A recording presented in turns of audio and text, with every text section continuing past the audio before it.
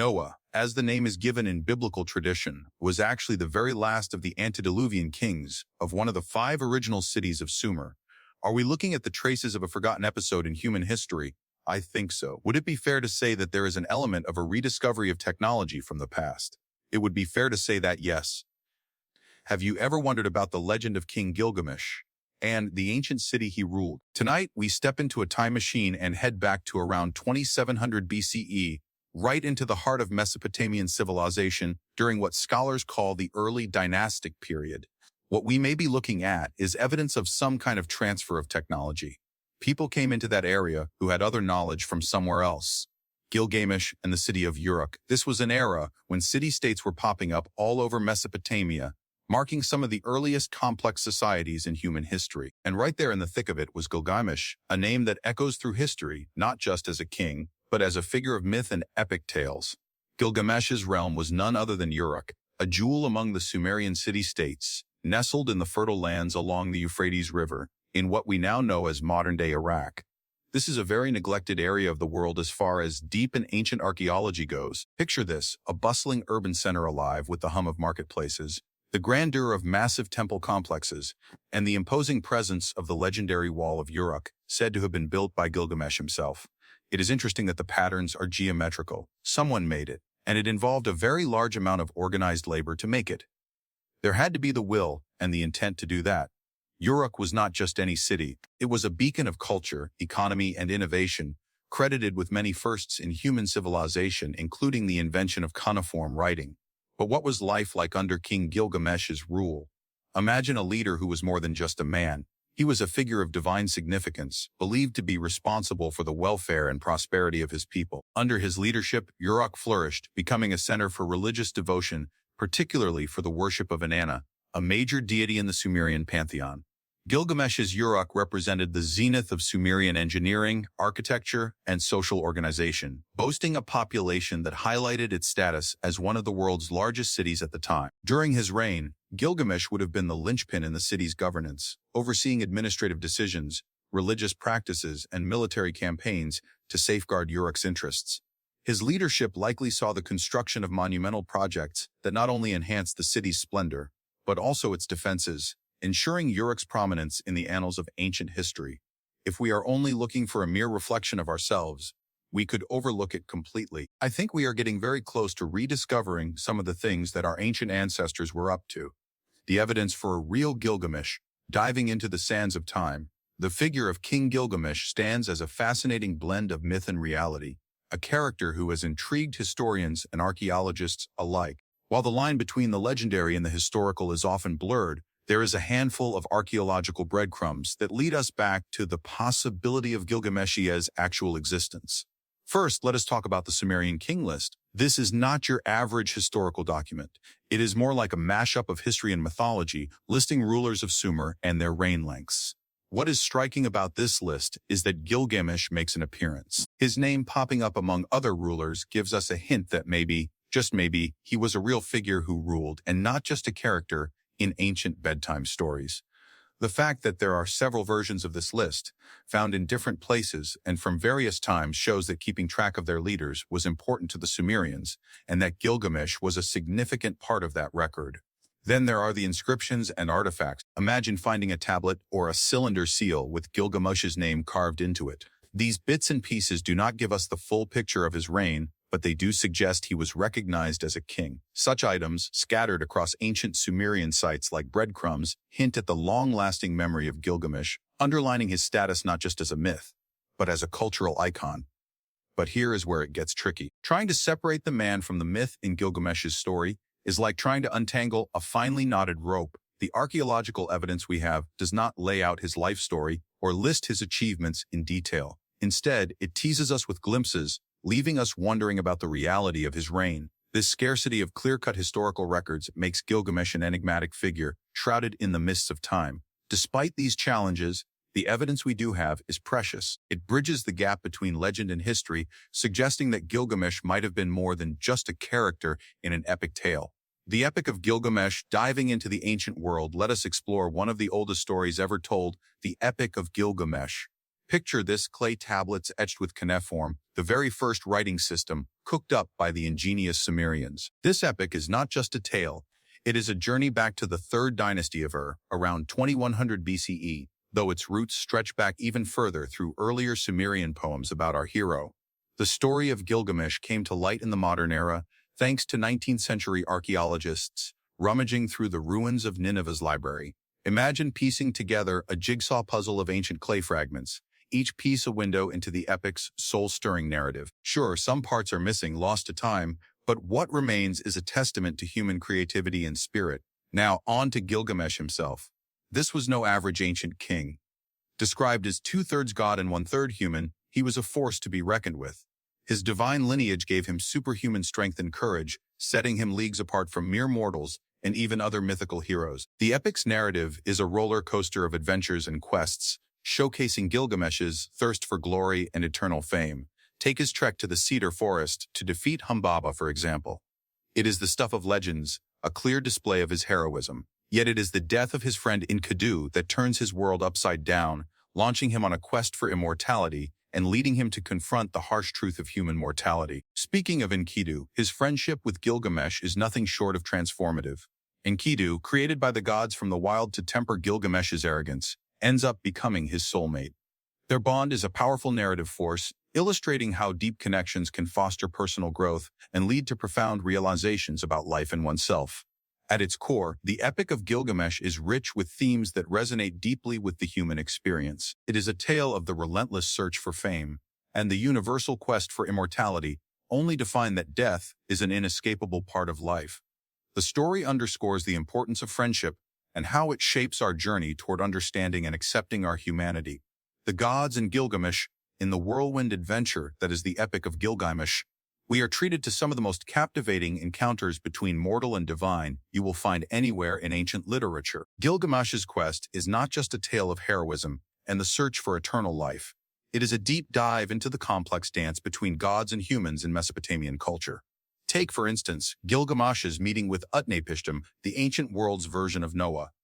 Imagine sitting down with someone who survived a world-ending flood, all because a god gave him the warning to build a boat. This is not just an incredible survival story, it is a pivotal moment for Gilgamesh. He is on a quest for immortality, and here is Utnapishtim, living proof that the gods can grant such a wish. The story of the Great Flood, where the gods decide to reboot humanity but spare Utnapishtim, mirrors the power the Anunnaki wield in Mesopotamian myths, making life and death decisions over humanity's fate. Gilgamesh's journey is peppered with divine interactions that really make you think about the ancient Mesopotamian view of the cosmos. There is Enkidu, Gilgamesh's partner in crime, who was literally made by a goddess because the gods felt Gilgamesh needed to tone it down a bit.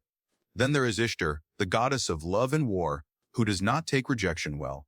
After Gilgamesh turns her down, she sends a celestial bull to wreak havoc as payback. And let us not forget about Humbaba, the fearsome guardian of the cedar forest, appointed by the god Enlil. Gilgamesh and Enkidu's battle with Humbaba is not just an epic fight scene, it is a narrative about human ambition clashing with divine intent. Throughout his quests, Gilgamesh keeps in touch with the sun god Shamash, who is like a divine mentor offering guidance and support.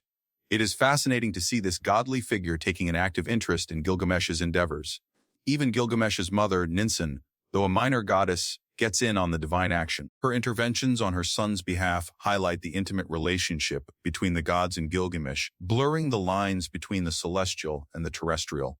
Who were the Anunnaki? Heading back into the mesmerizing world of ancient Mesopotamia, you will encounter the Anunnaki, a group of deities whose stories weave through the heart of Sumerian and Akkadian mythology. These mythologies, among the oldest in human history, share a fascinating pantheon of gods, with the Anunnaki holding a special place. Interestingly, over time, some of the Anunnaki began to be associated with celestial bodies. This transition highlights their growing significance in Mesopotamian astrology and cosmology, where the movements of stars and planets were seen as divine messages. The identification of certain Anunnaki with the sun, moon, and Venus, for example, lent these celestial bodies a sacred significance, connecting the dots between the heavens and the divine drama of the gods. You had survivors of two types, those who survived by the luck of the draw, and those who survived because they knew it was going to happen. They planned for it. They prepared for it. You think they knew it was going to happen? I think we could make a strong argument there was somebody who did know. Two theories of cataclysm The Nibiru cataclysm theory and Randall Carlson's repeating cataclysm theory both delve into the realm of catastrophic events impacting Earth, yet they stem from markedly different foundations and implications.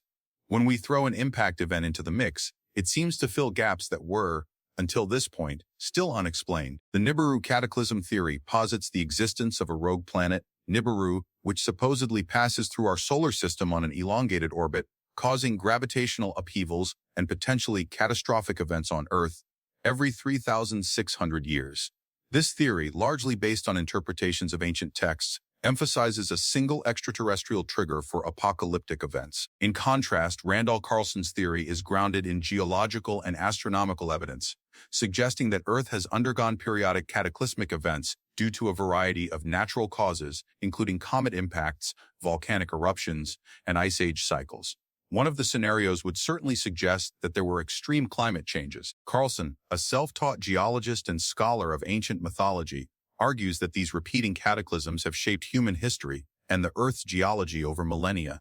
While the Nibiru theory focuses on a specific, externally driven cataclysm linked to ancient myths, Carlson's framework keeps both feet planted in the geological record. Nibiru in Mesopotamian tradition, the term Nibiru is deeply embedded in Sumerian and Babylonian mythology. It is a name that not only evokes the mysteries of the stars, but also connects us to the divine beliefs and astronomical prowess of ancient Mesopotamian cultures. When we look back at Sumer, those are the people that are reinventing and relearning, but part of our modern psychology is to imagine that we are somehow so far advanced beyond them. Nibiru, in those texts, is linked to the god Marduk, a central figure in the Babylonian pantheon. Marduk represents the meeting point of power, divinity, and cosmic order, highlighting Nibiru's immense significance in religious texts and in the astronomical and calendrical systems of that era. When it comes to the astronomical significance of Nibiru, the Babylonians held it in high esteem. Nibiru was considered the highest point of the ecliptic, marking the summer solstice's position. This was not just an arbitrary point in the sky. It was vital for their calendrical system, influencing agricultural practices and religious ceremonies. The tracking of Nibiru and its association with specific constellations underscored its importance for ancient astronomers.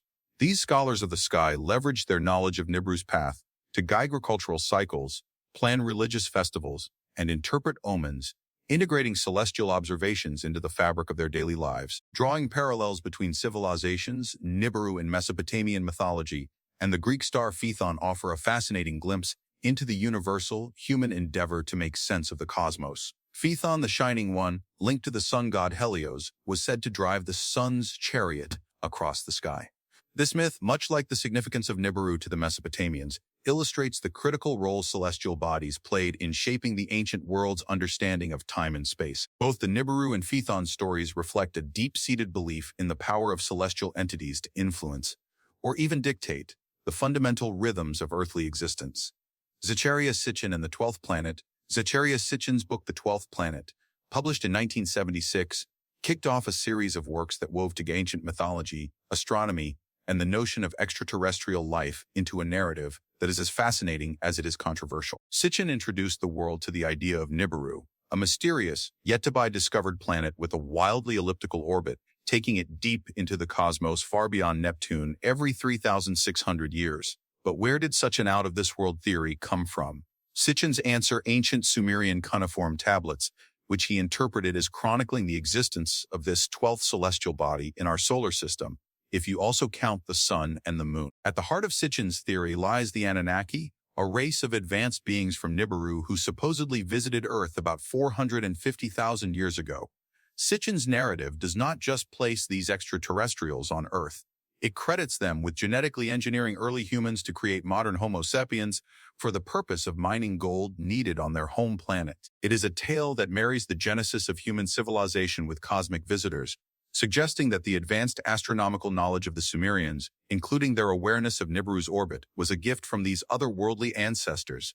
Sitchin's proposal of Nibiru's 3,600-year orbit stems from his unique interpretation of the Sumerian numeral system and their concept of a great year. Despite the lack of concrete evidence from mainstream science to back up Nibiru's existence or its effect on our planet, the idea has captured the imagination of many.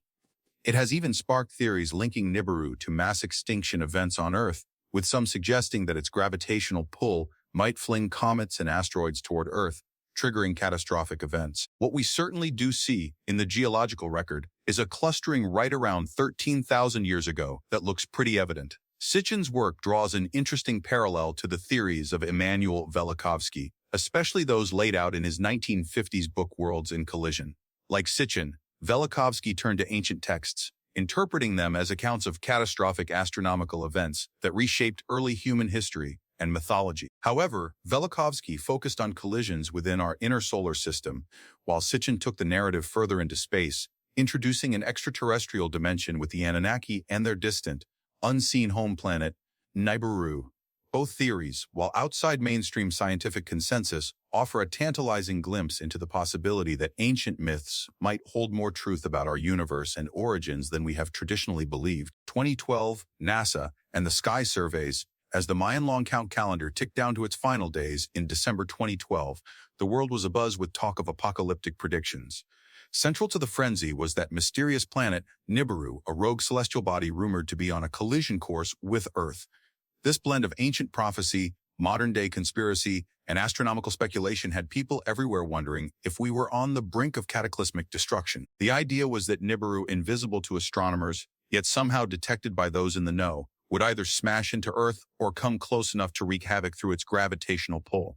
NASA, stepping into the fray, did something quite unexpected for a scientific organization. It directly addressed these doomsday predictions. The space agency was clear there was no evidence of Nibiru nor any celestial threat looming on the horizon. If a planet were barreling toward us, it would have been spotted by countless eyes scanning the skies, both professional and amateur. NASA's extensive sky surveys, including those by the Wide Field Infrared Survey Explorer, had turned up nothing that could be the mythical Nibiru. Randall Carlson and the Earthly Record. Enter Randall Carlson, a self-taught geologist with a penchant for catastrophism. Carlson has delved deep into Earth's geological record, uncovering evidence of repeated cataclysmic events that have dramatically reshaped our planet, from rapid climate shifts to massive floods and comet impacts. His research paints a picture of Earth's tumultuous history and its impact on human civilization. This is where things get interesting. Could a hypothetical Nibiru fit into this pattern of cataclysms? Some might speculate that, if Nibiru existed, its elongated orbit could coincide with these catastrophic periods, possibly acting as a gravitational catalyst for comet showers or other disruptive events.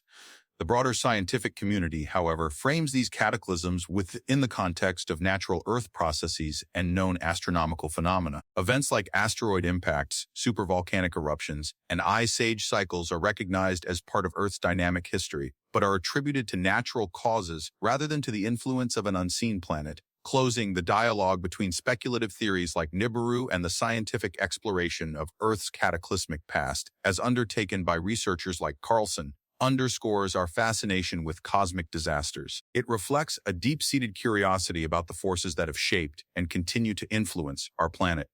While one path ventures into the realm of myth and pseudoscience, the other seeks to unravel the mysteries of our world through the rigorous lens of geology and astronomy.